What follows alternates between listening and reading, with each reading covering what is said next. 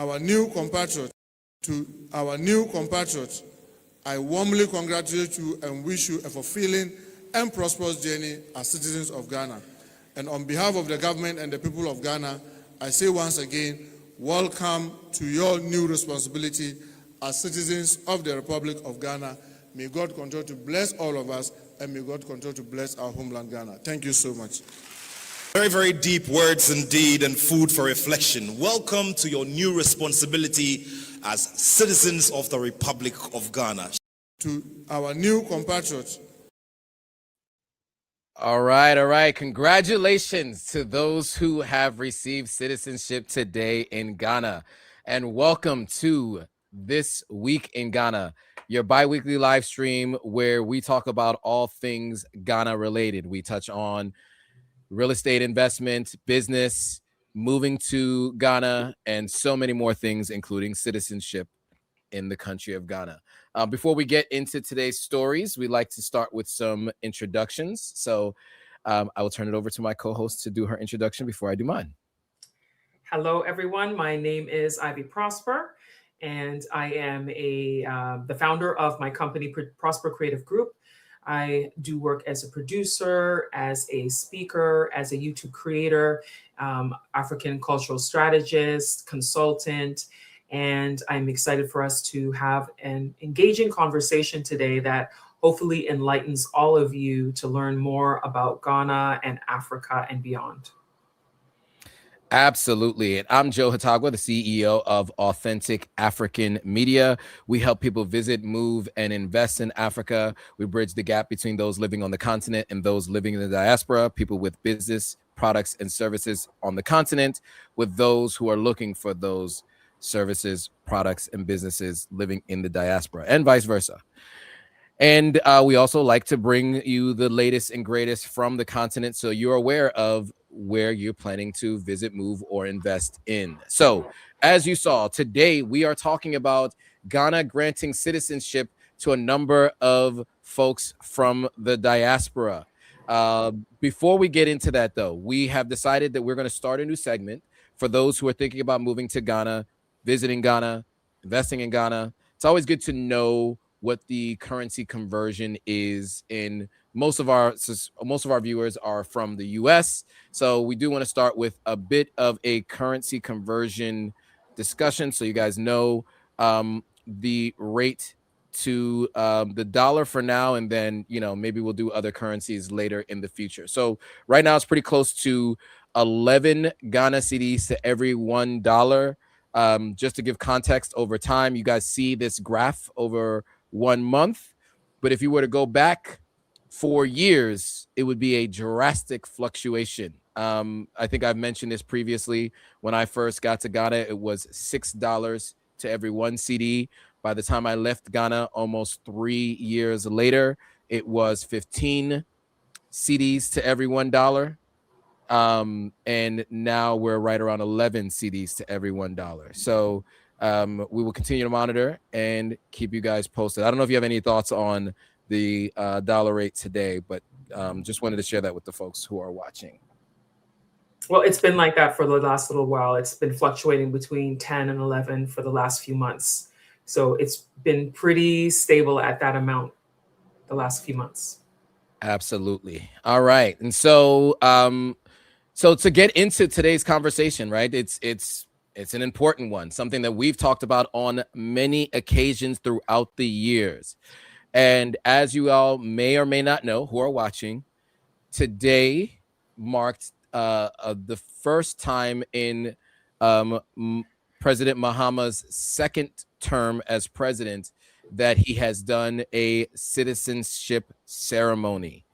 Obviously, it's a historic day for the diaspora because it's been a long time coming. Many of you guys might know that, there was a halt put on the applications on, I think, right around February 1st, and then it was reopened, and then the application submission timeline was between February 2nd and 6th, 2026. The requirements that were needed to be met was 2 years residency, 25,000 Ghana cedis, which is roughly about 2,400 USD. Some vetting that is done. You needed to turn in a background check, and also one of the things that was previously required but that was removed was proof of Ghanaian descent. But one of the other things that was still required was close ties to Ghana. You would have to be able to share your close ties to Ghana. And I think there's always been that question about what that means. And I think you always had you had something to say the last time, I think, about this particular topic. It was intentionally vague, I think, if I remember you mentioning that, Ivy. So do you have any thoughts on that close ties to Ghana that always comes up as a question as to what that means for people who are looking to apply for citizenship to Ghana?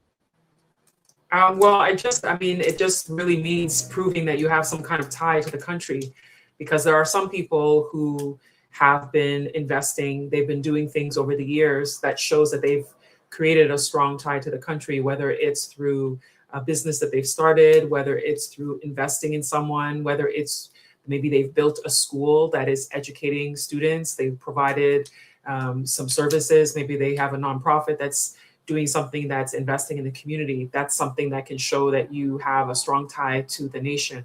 So there are some people who were able to get in, even if they didn't have the full 2 years of residency, for example, but they've spent a lot investing in the country, doing certain things, then some of those people were able to still get citizenship despite not having the full 2-year residency. So that's an example of having a strong tie to Ghana. Nice. Oh, and I'd be mistaken not to say happy birthday to Ivy. It's Ivy's birthday, everybody. Thank you. I'm here spending my birthday, doing a live stream with you all here on YouTube. I'm actually not in Ghana at the moment. Some of you can see that I'm wearing this turtleneck sweater, so I'm hot.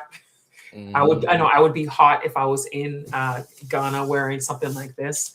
I am in Canada briefly. I am spending some time here, and I'll be back in Ghana soon. But I am spending my birthday here, and I get to see my mother I haven't seen in a long time, and my siblings. So yes, I am spending my birthday in Canada for the first time since 2016. Wow. Yeah. Well, yeah, absolutely. Happy birthday. I think it was strange for me to celebrate my birthday in America for the first time in about 8 years too. Years is much longer. It was 10 years. Wow. Yeah. It's kind of a shock. But welcome to this side of the world. We're in the same time zone for the first time in a while since I was in Ghana. I know. So, but yes, so a couple people said, Cook Plate Repeat says, I was waiting for you guys' coverage to come on this evening. My wife and I, Venus, were at the ceremony and we got our citizenship. Congratulations. Congratulations. My camera guys were there because I'm not in Ghana at the moment. I had 2 camera guys there covering the event. So I will have some footage directly on my channel that after they edit, I'll get to post it. Absolutely. Congratulations, Venus. Congratulations. And then there are a bunch of folks mentioning this, just congratulating everyone. Obviously, people are wishing you happy birthday, Ivy. Thank you. Thank you. Okay. Yes, the birthdays. You can gift me. You can give me a gift by supporting me through my through my PayPal or my Zelle. There you go. That's one thing that can be done. That is certainly proof that you have very, very, very strong ties to Ghana. Yes, also direct lineage to Ghana as well, right? For Ivy. So yes, of course. Some folks will be visiting for the first time. Interesting. Okay, cool. So let's kind of get into today's ceremony. So again, this was the first cohort of citizenship. Well, before we get to that, because somebody asked a very important question. What is the Zelle? Do you use Zelle? Yeah, my Zelle is my email is info@ivyprosper.com. So let me put that info@ivyprosper.com. I'm typing it in right now for my Zelle. if you want to give me a birthday gift. I just Mhm. in the chat. Is it in the live chat? I think I put it in the live chat. It should be there shortly. If not, I'll add it. It may have only gone to yours. So info at Let IV. me see. Oh, you know what? I accidentally put it in our studio chat. I didn't put it in the live There it chat. is. I can copy and paste it. Okay. Let me try to go to let me try to go to the live. Let me go to the comments. I think I was on the wrong screen. There we go. Let me go on the right screen. Okay, cool. Yeah, I think you guys might be shocked at how at Ivy's age, but that'll be a conversation for another time. I was. I went to your birthday party, what, 4 years ago now? 3 years ago. 3 years ago. I went to your birthday party 3 years ago, and I was shocked. Okay, so back to the topic at hand. As mentioned, there was a lot of talk about this citizenship ceremony, and one of the deterrents for some was the cost. I think Ivy had a conversation with someone recently that the cost was a deterrent, and it was partially the reason why I wasn't able to go, just because I would have had to fly and pay the fee. And if I was already in country, it might have been different for a trip that I was already doing, but it would have been a kind of a last minute flight, so I was unable to do so. But yes, so as I was going to get to, Muhammad was the first person from my recollection and from our conversation previously to do a larger cohort of people to get citizenship under his first administration those years ago. And then of course it was ramped up, and there was a lot of public relations around the year of return, beyond the return, and people getting citizenship in those years. Many people throughout those years. I don't know how many total. I think it was more than 800 folks, right, over that two terms under the previous administration. Yeah, so it was not to interrupt you. I just want to clarify. It was the first batch was about 100 under President Nana Akufo-Addo. It was 126 was the first group. Yep. And then there was just about 200 in the second group, and then 524 on the third group, and then about 200 on the fourth group. Right. So so that's closer to 1,000. Definitely over 800, right around 1,000 folks. So 900 and change. It sounds like I don't do math in public, but I think we're in that range. So so quite a number of people got citizenship in those two terms under Akufo-Addo. So I'll be interested to see what those numbers look like for today's cohort. Those numbers haven't been officially released as of yet. Some people are reporting some numbers, but I'd love to see what numbers the government of Ghana puts out. So today's ceremony was live streamed on Facebook, and I can share the link here in the chat. I mean, obviously don't go watch it now. You can watch it after the live stream. But you know what? I'll put it in the description afterwards. You guys can go watch it after in the description. It'll be in the YouTube descriptions afterwards if you guys want to go watch the live stream. And there were a couple of different speakers. I was in and out of watching it. Ivy watched some moments from it as well. And I saw a couple of different things, right? There was some conversations about the responsibility of becoming a citizen, right? There was some conversations about the shared history and talk about the slave castles in Elmina and Cape Coast. There was some conversations about the idea of the slave trade itself and it being officially recognized as the worst crime against humanity in history, and a number of other conversations around the diaspora being the 17th region. Right, Ghana has 16 regions. Yeah, Ghana has 16 regions, and they've said that the 17th is the diaspora. Yeah. So the diaspora being the 17th region, and so we're gonna get into some clips from some of the speeches from today, give our thoughts on it, and and then we'll go from there. So you guys heard the first speech, just welcoming people and talking about the responsibility of citizenship. This next one is from the man himself, KOD.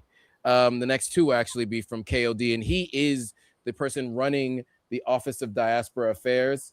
His official title is Director of Diaspora Affairs, Office of the President. And it's Kofi Darko. How do you pronounce Kofi Darko? Oh, yeah, Otre Darko. I always have a hard time with those Ghanaian names. I'm working on it, folks. Okay, so he goes by KOD affectionately. So we'll play this video from him and then have some more commentary right after. Is more than a legal designation. It is an embrace. It is a recognition that identity can stretch across borders, yet remain anchored in heritage. For many of you, the path that led here was guided by ancestry, by cultural memory, by a quiet but persistent sense that somewhere on this continent, that was where it all began. Today, that history comes full circle. Ghana is not welcoming strangers. Ghana is receiving family.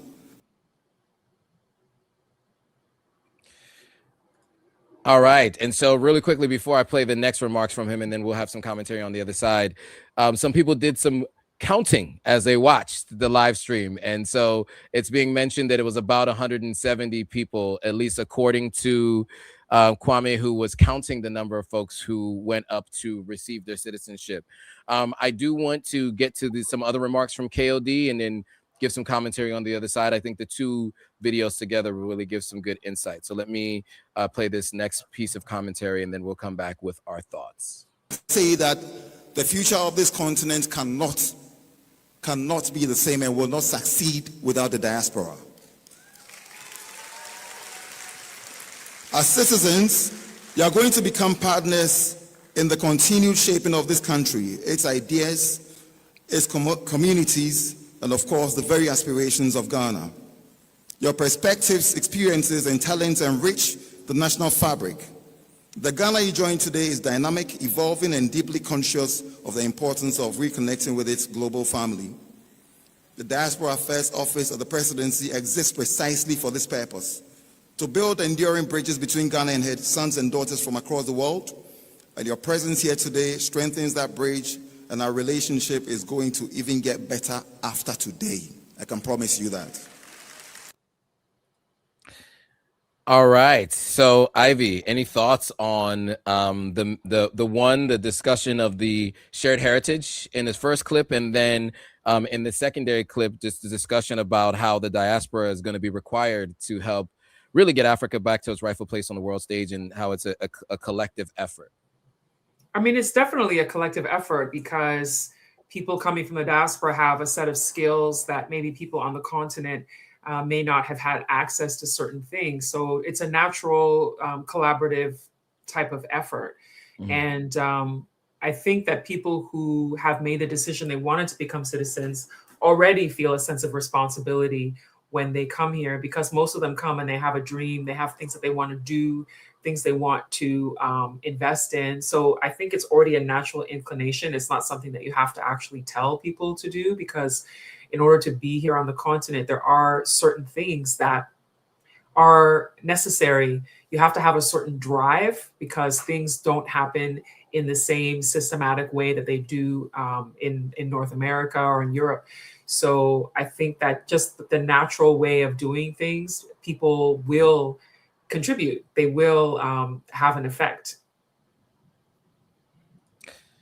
Yeah, absolutely. I agree 100%. And, you know, I think, as you mentioned, there's like a natural inclination to do so, right?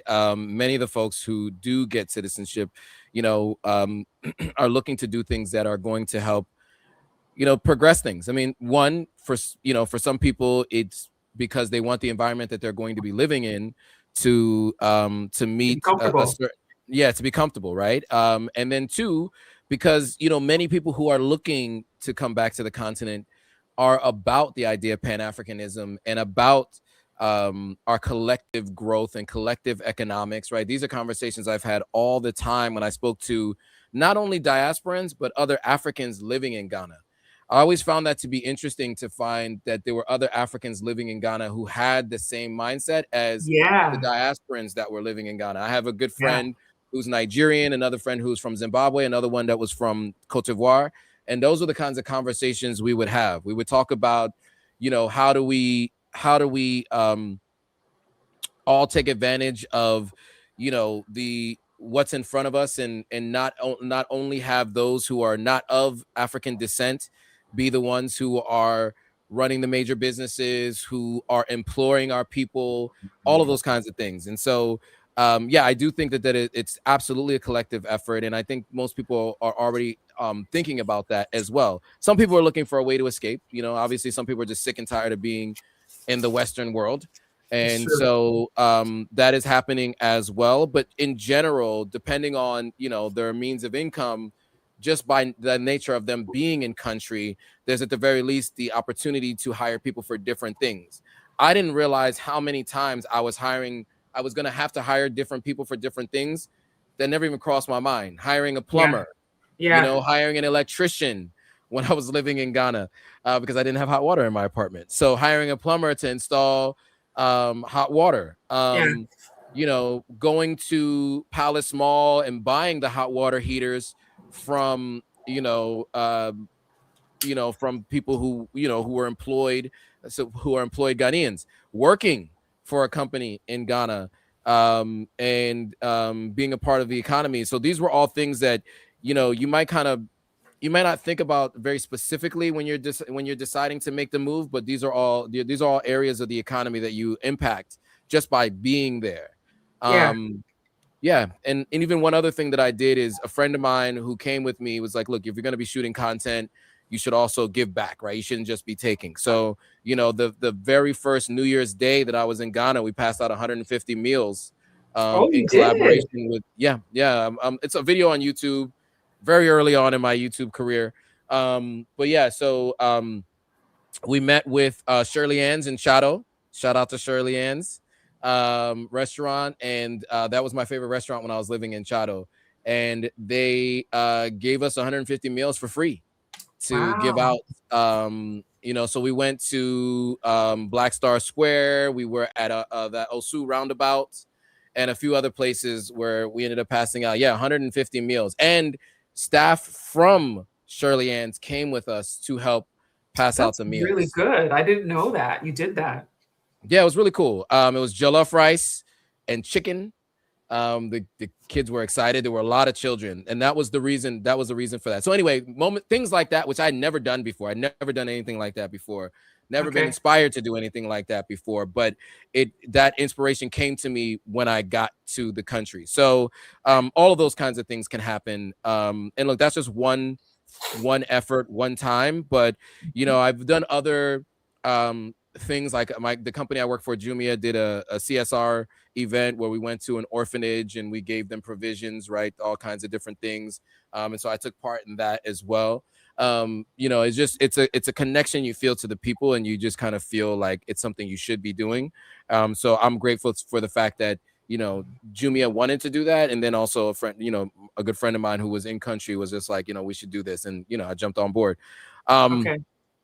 So anyway, I definitely think that you'll see that there's going to be many folks that are impacting the country positively. One of the things that does come up, and one of the things that we all need to be conscious of, though, is the idea of gentrification, right? That is a conversation that does come up often. And what you're finding is that because of the income and the assets, or the disposable income, I should say, of some of those who come, the price of rent or land will be done in dollars and at higher prices in some cases, which does price out locals many times. And so that's one of the things that I think is a challenge. Like, you're going to have the good, and you're going to have some things that may be a negative byproduct of a large influx of people. Very much like the neighborhood in Brooklyn that I live in today, right? It looks very different than when I signed my first lease in this apartment in 2004. It's a completely different demographic here. And so there are going to be some challenges that come along with that. But as long as the folks that are coming there are coming to improve and help us grow together, I do see a potential net benefit for those who are coming to the continent. I don't know if you have any thoughts on that, but I just wanted to add that piece as well. I think that there's always, or I should say always, there's often this misconception that it is the African diaspora are solely responsible for increases in pricing in Ghana. But the reality is the African diaspora are not the only people who are coming and investing in Ghana. We have Yep. a lot of people who are coming from Europe, people are coming from China, people are coming from Korea, people are coming from Lebanon, people are coming from other places. It's not just people from the African diaspora who are coming. People are coming from Turkey. There's Turkish companies here as well who are doing work in Ghana. So there is a large number of people coming from a diverse number of countries who are seeing the opportunity in Ghana to invest in real estate, to invest in oil, tech, whatever types of industries that they're seeing as opportunity. So it's not only the African diaspora who can be pinpointed as the reason for things being more expensive, but there's a lot of people who are seeing Africa overall as an opportunity. So people are coming in, and maybe it could be somebody could be from Turkey, and all of their staff that they've hired are Ghanaians. So people might think it's a Ghanaian company, but it's actually a company owned by, a Turkish business person. So we can't solely say that it's the African diaspora that's the result of things going up in price in Ghana. That's exactly right. And I'm glad you made that point, because I think many people do attribute it solely to diasporans.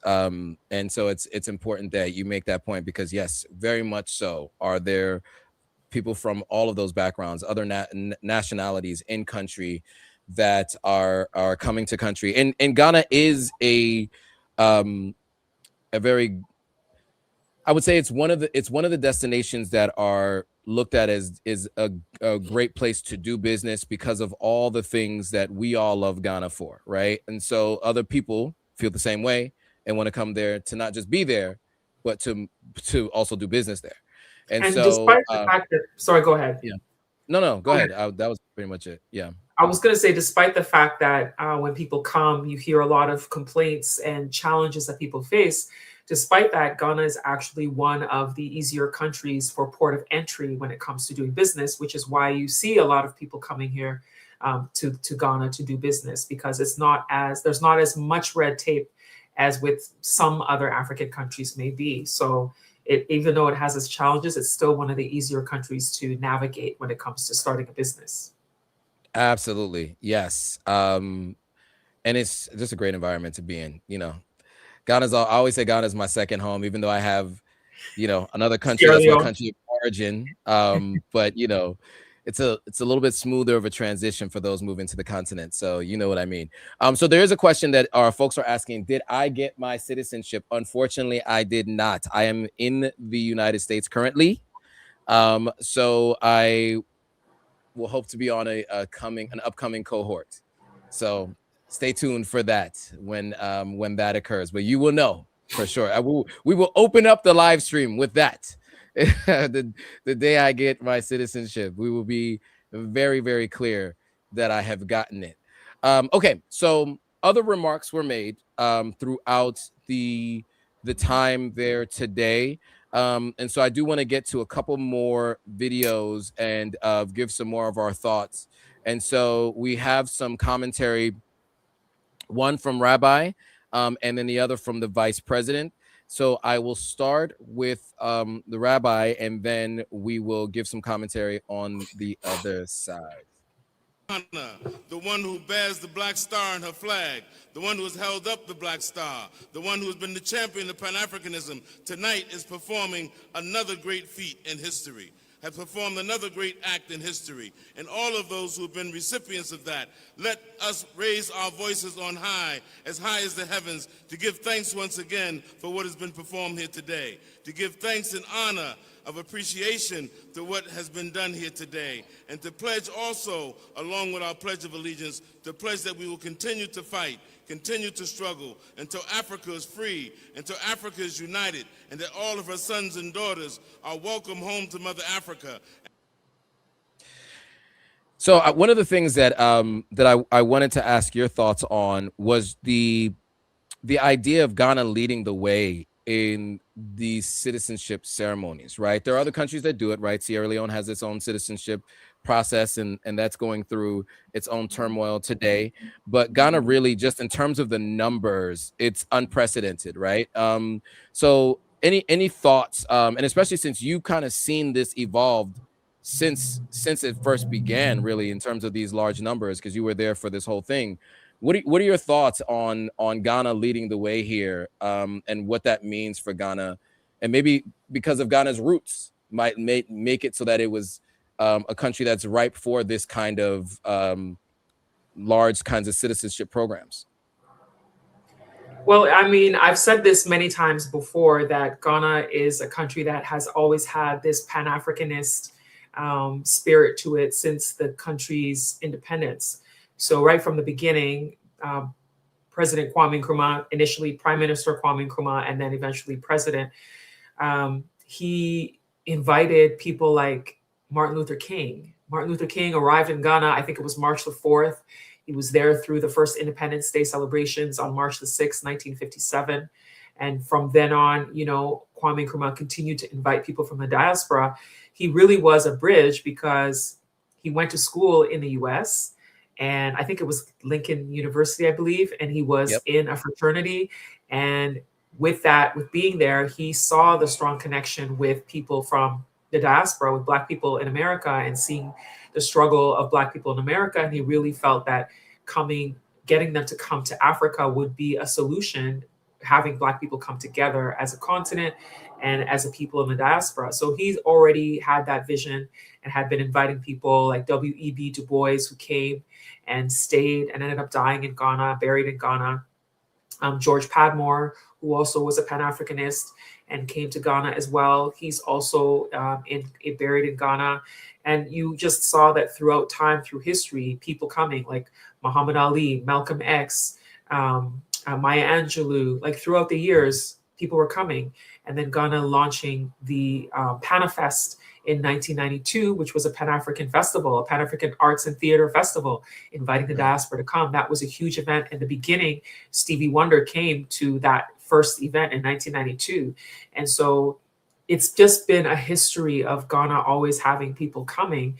And so they had their Joseph Project in 2007, which was also inviting the diaspora.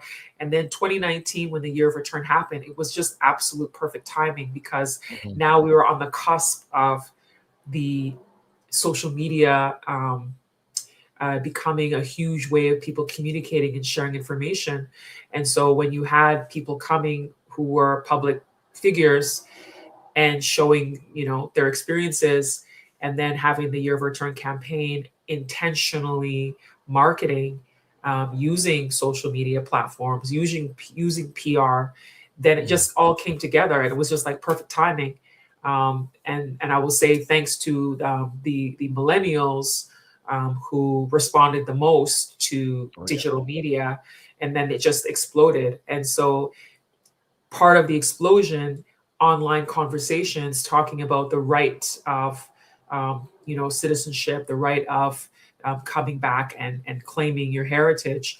And before that, I'll precursor to that, to the year 2000 is when Ghana implemented the law called Right of Abode, which basically saying anybody of African descent has the right to live in Ghana. And that has been on the books in Ghanaian law since the year 2000, long before the Year of Return.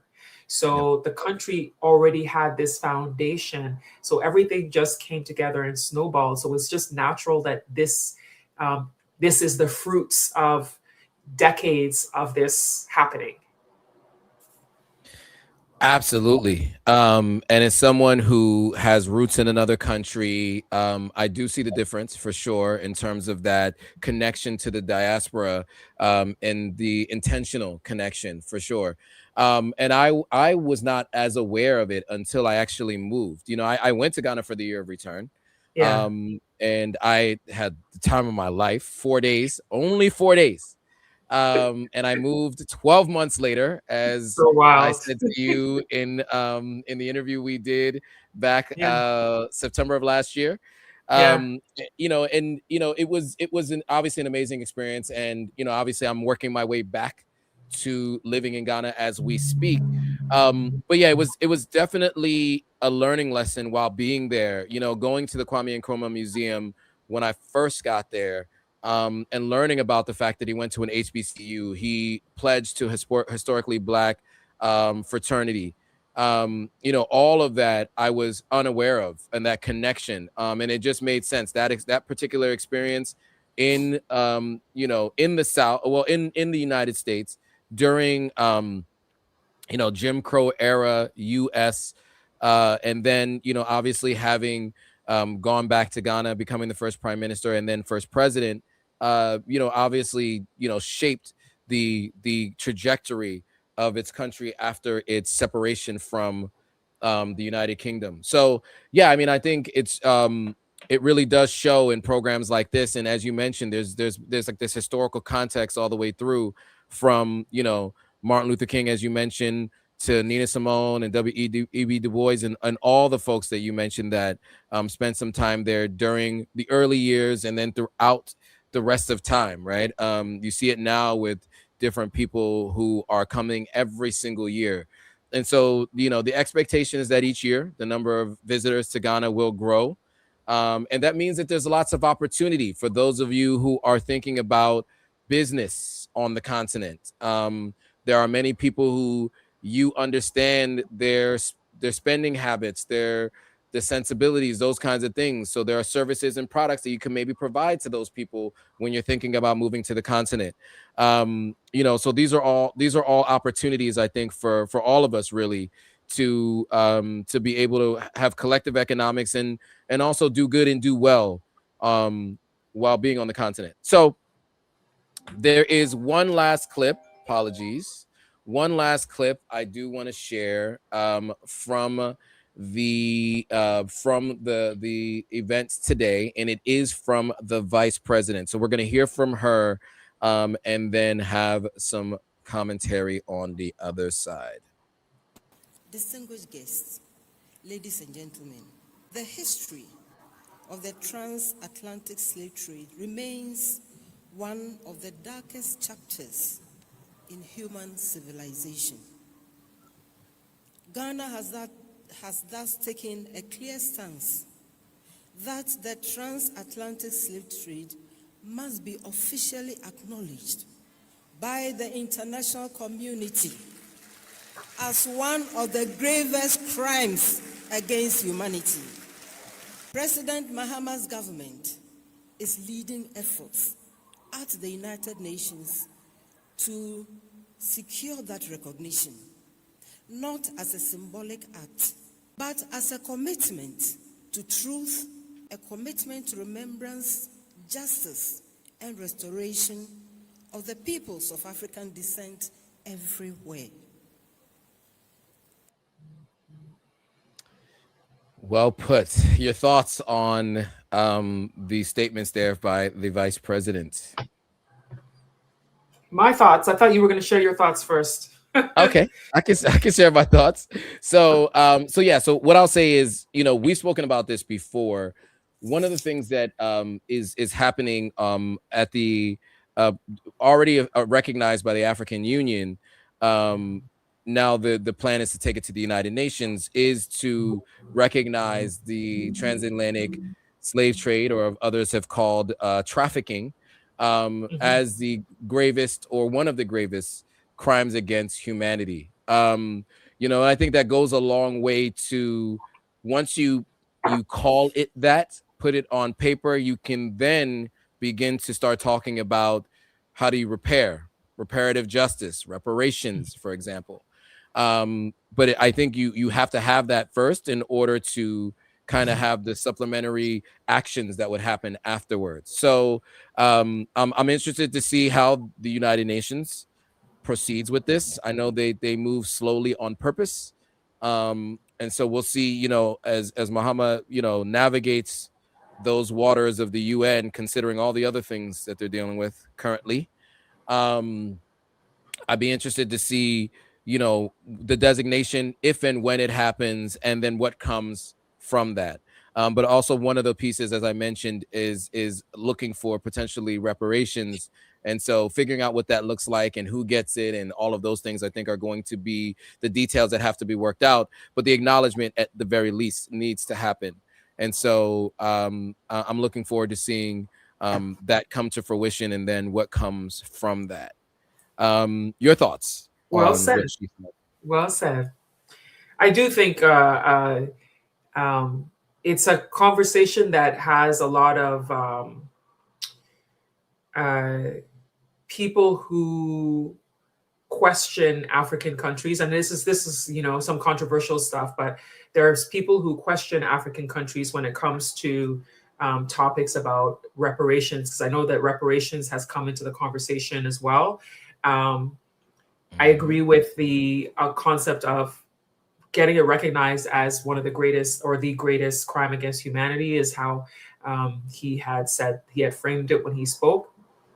I do think that the question about reparations is the challenge, because there are people in the diaspora, the African Americans, who their ancestors were the people who ended up on that end of the world and ended up slaving away, building that country. And rightfully, the request about reparations, because you hear about other countries who people have been given reparations, but the Black people in America, or in even in Brazil, I mean, there's Black people there who helped that nation as well. And you don't hear about actual reparations for the people when they were taken there and they were the foundation of building these nations.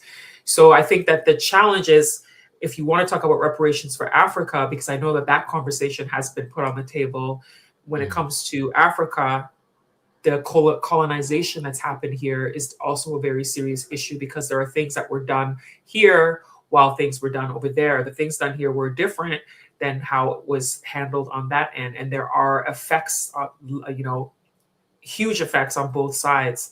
And I think there's different ways to approach it. I'm not somebody to say I'm an expert to say how to approach handling the situation with Africans.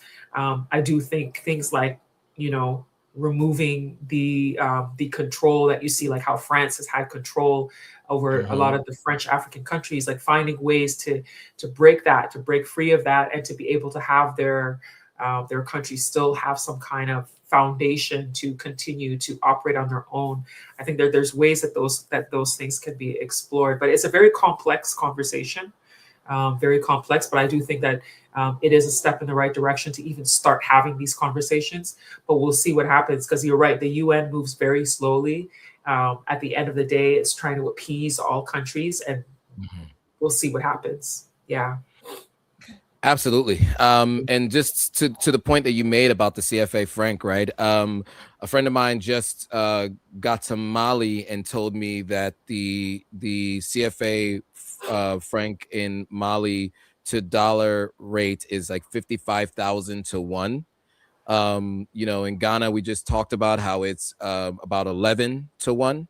Yeah. In Sierra Leone, we always complain about how, we had some remuneration, but it is 22,000. So sorry, it's 24 to 1, right? So just looking at 55,000 to 1 is pretty aggressive. Now, I mean, that may have been an exaggeration of a number, but at the end of the day, it's very, very, very, very, very high. And I know that Mali has been working on, they've been under sanctions by the U.S. government and working to get out of that and build out their economy and to move themselves off of the franc.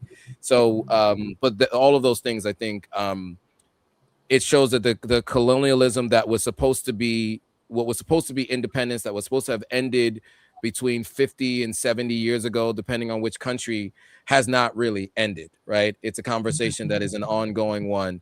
And even if they haven't necessarily have the slave trade as it was before, they still have their hands on the necks of the people of the Yeah. continent.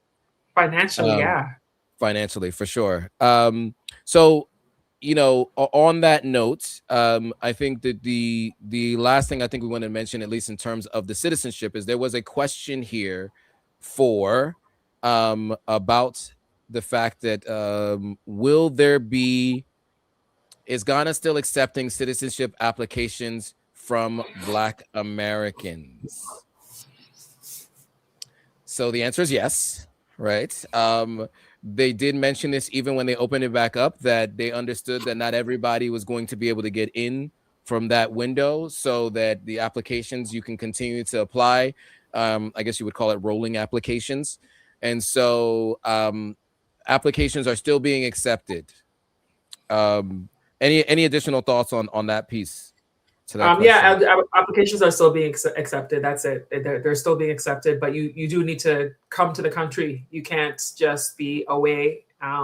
So if you're here, then I always suggest that people get involved in diaspora organizations, because a lot of this information is shared through diaspora organizations. Now, when I say that, what I mean is people who are members of the African American Association. Since you're asking about Black Americans, then let's say you join the African American Association, and the president of the African American Association gets information directly from the Diaspora Affairs Office when they're opening up the next citizenship group.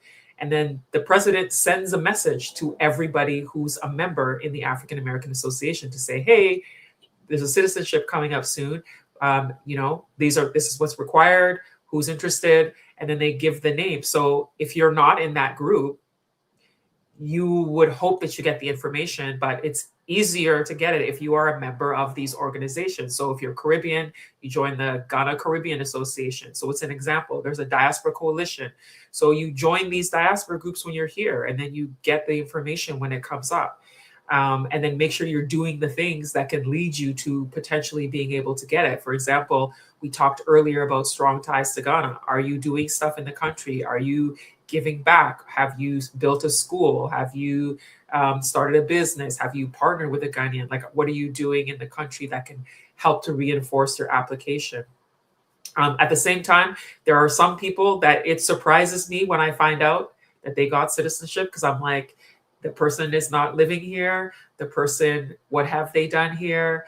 And then you find out they got citizenship. Now I'm saying that as a segue that Ronnie DeVoe from Belle Biv DeVoe from New Edition got citizenship today. So I don't know if he's been doing anything investing in the country, because this is my first time seeing him in Ghana. He may have come before and I didn't know, but he arrived in Ghana recently with his family, and he got the citizenship today. I was like, oh, he got citizenship. So that's another example of somehow, some way, some people end up getting it, even if they're not here all the time. So you just never know. Yes. I mean, I think every country, not every country, but many countries use citizenship as a public relations tool. It's true. There were some other folks in the previous years that people took issue with. I won't call out any names from the previous years. But like, just think Love and Hip Hop and other places. People who were on different TV shows who people spotted in those citizenship ceremonies. And I watched the video, and definitely he was called out as someone who was there prominently as a celebrity in country. You know, there was definitely a good amount of camera time on him. And so, yeah, I mean, you're right. I think certain people will obviously go to the front of the line, right? And those kinds of things are going to be done based on, you know, like I just said, you know, public relations and its potential impact for long-term success of a program like this, and also tourism, right? Because that's one goal of these kinds of things, is to increase tourism, because that uplifts the entire country generally. Yeah. Almost everybody benefits from tourism. And it's like that in a lot of countries, you know, because there's a lot of countries that do citizenship even by investment, you know. Yep. So I know that your current president, you know, made statements to make it seem like he introduced this system of that he called the gold visa or something. He's making it seem like he introduced that system, but the U.S. has always had that system. Because I remember when I was pursuing a career in media and hoping that I would go to the U.S. You know, a long time ago, I had consulted with an immigration lawyer that specialized in Canada, U.S. immigration. And, you know, there are ways when you are a person in entertainment, in media and sports and all that. And so we were exploring those options when it comes to media. But she said to me, by the way, if you have $1 million, you can actually just pay and get a green card. And I was like, what?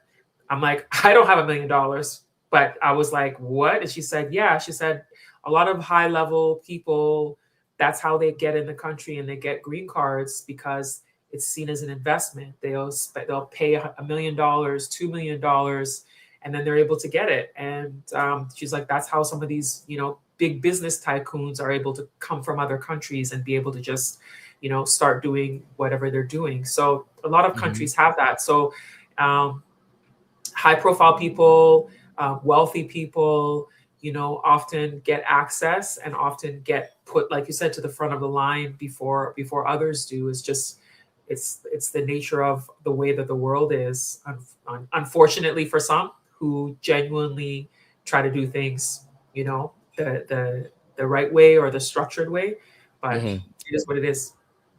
Yeah, good point. And just to add to that point on citizenship by investment, as you mentioned, the U.S. has like this green card by investment program, sort of that gold program. The UK has had a program. I mentioned this previously under Tony Blair. Tony Blair was the Prime Minister of the United Kingdom throughout some portion of the 90s. So a lot of African leaders and others got citizenship in the UK during that time. And there are a couple of countries on the continent and in the diaspora. I got a video about this coming out soon. St. Kitts has a, you know, from the Caribbean. Yes. You know, St. Kitts has a program. There's a few countries. I don't want to try to name them all. I think Grenada does too as well. I think Seychelles has one. Seychelles, I think, does too. I know for sure Botswana is about to launch a citizenship by investment program. Egypt has a citizenship by investment program. Sierra Leone, 140,000 if you're non-African, 100,000 if you're African. And Sao Tome and Principe are all countries in Africa that offer a citizenship by investment program right now. So, and let me tell you, the people who are getting citizenship by investment are not of African descent, to be very clear. Many of them are from other nationalities. I will say, at least with Sierra Leone, they're offering two versions of it. It's very controversial, but they have the $100,000 versions for people with of African descent, and then they have the $140,000 version for those who are not of African descent. And you have to be able to prove it by taking a DNA test, not to get mixed up with their citizenship by accession, which is a different program that's been on pause since last year, which was more like $4,000 or $5,000 around that amount to get citizenship in Sierra Leone. But yes, there are citizenship by investment programs in many different countries. The Caribbean has a few countries, and of course, across the continent of Africa, there are a few as well. All right. So, okay. So I know we are over time. We were at time. We were planning to discuss another topic, but I think this one was a needed and timely one. Luckily, we had some videos to be able to react to, so you guys got a chance to see a bit of what the ceremony was like. Again, check back in for the YouTube descriptions. You guys can all head over to YouTube, go to Ivy's channel, my channel, and you can catch the live stream in our descriptions. I'm going to send it over. I do want to talk briefly about the events that I went to here in Canada. Okay, yes, absolutely. I didn't know if we had time. So, you're here. It's 6 p.m. where you are. Yes, please. So Ivy, can you speak to the conference that you went to and what you found about it that was so insightful and impactful? Yeah, so I went to a conference in Toronto called the Age of Africa, and it was a symposium conference held at the Monk School of Global Affairs and Public Policy at the University of Toronto. And the event brought together policymakers, academics, people who are interested in investing in Africa, and thought leaders to talk about Africa's expanding role in shaping the economy and political landscape around the world. It featured a lot of panel discussions, fireside chats to talk about Africa's influence in the 21st century. Now, what I found interesting was that, because being in Canada, they did talk a lot about the Canada-Africa policy that was launched about a year ago, and all about deepening relationship between Canada and Africa when it comes to business relations.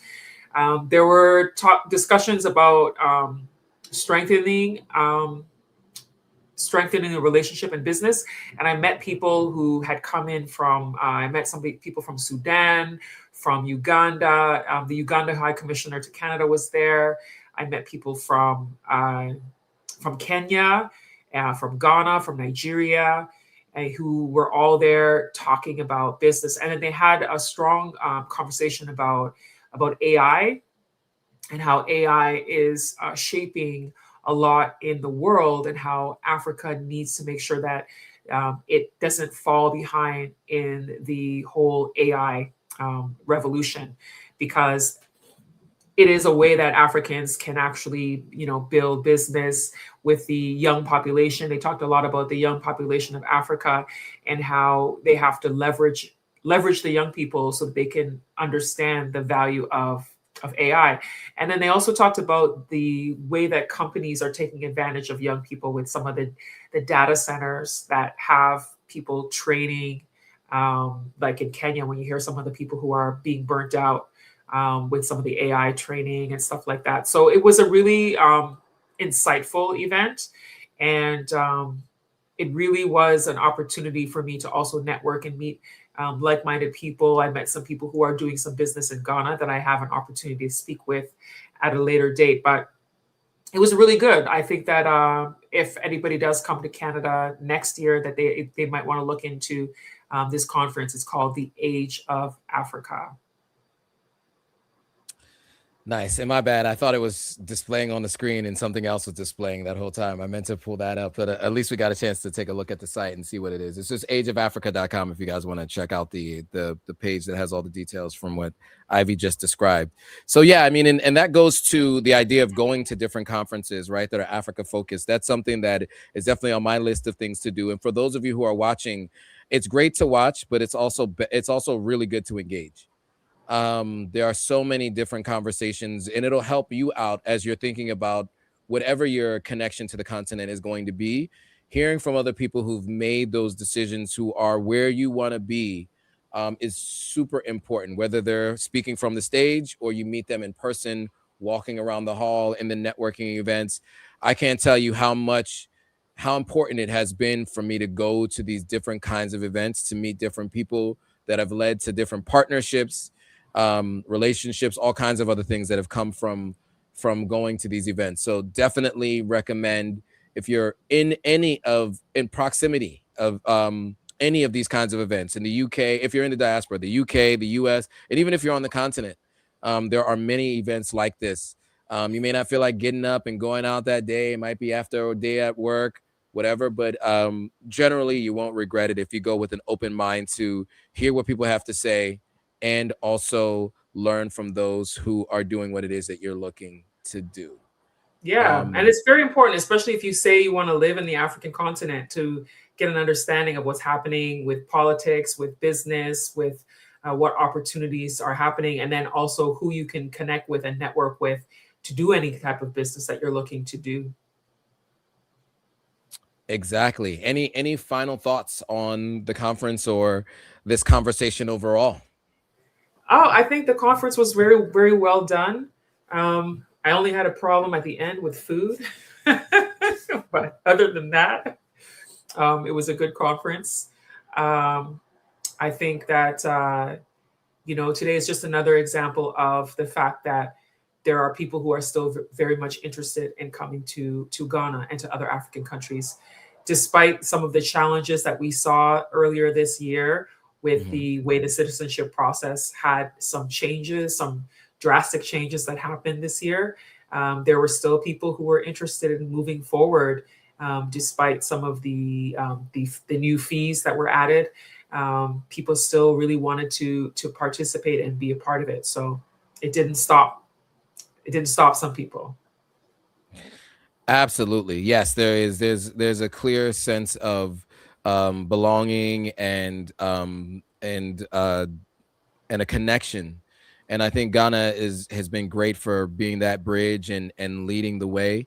I'm excited to see how, over the next 10 to 15 years, how things continue to transpire and these kinds of programs continue to grow in the next administration and whoever else ends up in power. And then also looking forward to I myself getting citizenship in Ghana eventually. Yes. The time is coming. We just be on the lookout, guys, for my announcement when it eventually happens. And so with that, of course, make sure to follow Ivy across all platforms. It's Ivy Prosper across everything. So pick a social media platform, you will see her there. You can also follow me and what I'm doing at Authentic African. It's going to be different iterations and versions of it, but on Instagram it's Authentic_African. On YouTube it's just Authentic African. On TikTok there's 2 underscores between Authentic and African.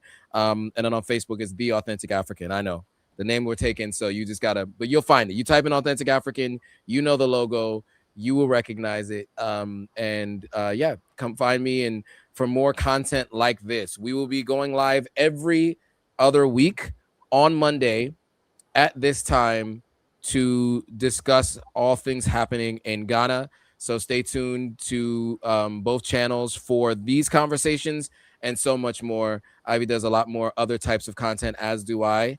But this is the one thing that we collaborate on regularly. So please come join us every 2 weeks and share this with anybody you know who's thinking about moving to Ghana, who has any considerations on traveling, or even potentially even doing business or investing in Ghana. This is going to be the live stream that'll be really useful for them.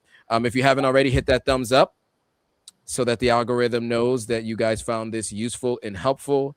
And then, of course, subscribe to Ivy on YouTube, subscribe to Authentic African on YouTube, so that you guys can be notified. Oh, and hit that notification bell and hit all so you're notified every time a new video comes out. Yes. And so with that, one other way you can also support the channel. Ivy, can you remind them of because it is Ivy's birthday, so let's give Ivy a present for her birthday. Head on over to, where do you want people to go? Zelle? Is that the best place, since that's what you shared earlier? They can do Zelle. They can do Zelle. So let me type it in the thing again. I made a mistake earlier. I had a typo, so I'm typing it right now. Okay. For Zelle, it's info@ivyprosper.com. And then for birthday gifts, you can also do PayPal. I'll put the PayPal link there. Okay. So you can send your support for the birthday. There you go. It's in the chat. I put it on did you see it there? I do see it. Yes, both PayPal and it only went to YouTube. So I need to because I'm streaming on YouTube only. I know you're streaming in different places. Yeah, so, can you shoot me the link on like in our chat, and I'll just copy and paste it so that all of my folks can also support. Let me see. Guys, I will say this really quickly as we are winding down. My very first live stream was with Ivy Prosper. She taught me how to use StreamYard. I was confused by this platform. There was a lot going on. You guys don't know how difficult it is behind the scenes. And Ivy took time out of her day to join me on my very first live stream, fumbling around with the platform and not figuring it out, not knowing what to do. We talked about United Airlines opening up that flight and Rosario Dawson on her take on who had the best jollof rice. But that was the first live stream I had ever done on YouTube, and Ivy was there for that very first one back in May of 2021. What? So yeah, That long already? It has been that long. It's crazy. Yeah, because Wow. I started the YouTube channel in February 2021, and I had gotten some advice to go live, and so the first time I was eligible to go live and was ready to go live was in May of 2021. So yeah. Wow. Yeah. The time has gone so fast. We're in 2026 now. I know, it's crazy. It's crazy. So yes, thank you to Ivy, because I've gone live over 250 times, something ridiculous like that. That's insane. And so, you know, she helped me start this journey of these live streams. So I just wanted to give you your flowers on this birthday of yours for, you know, helping me get this thing started. Okay, cool. So I also added, you know what? I put it in the wrong place. I did what you did earlier. let me add it.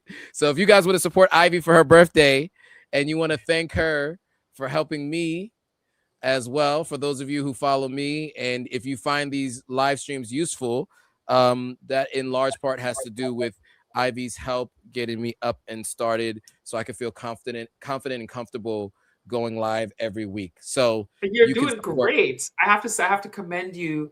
How well you've done over these years of doing live streams consistently. You are the most consistent doing live streams, and people don't realize how difficult it is to do a live stream. People think it's easy. They just watch you and they're just like, you know, it comes easy. People watch, you know, even gamers and streamers that people like, and they watch them and they think it's easy work. But to be constantly talking and engaged with people and reading people's comments and filling dead air time, it's a real skill. It really is. And I commend you for being consistent for this many years.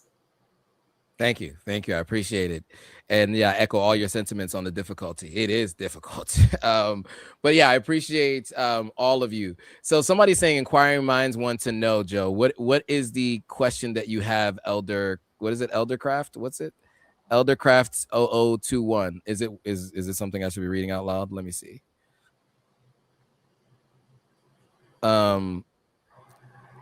Joe, we need ideas to manifest into the tangible. Is that what you want to know? Manifest into the tangible? Oh, you mean like what you can actually specifically do? Well, everybody's different, right? So as it pertains to I don't know what that's in regards to, actually. But if it's about the work that you could do on the continent, I think it's just start with places like this and doing the research. Once you become intentional about something, your mind starts to find the things that make sense for you, right? Just start moving in that direction. It will find you, or you will find it. I don't have an answer for you today because everybody's different.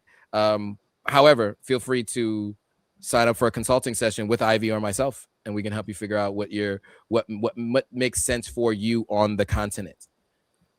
That was a tongue twister for me for whatever reason. All right, so with that, thanks for watching, guys. We really appreciate you all. We will see you guys all back in 2 weeks right here on This Week in Ghana.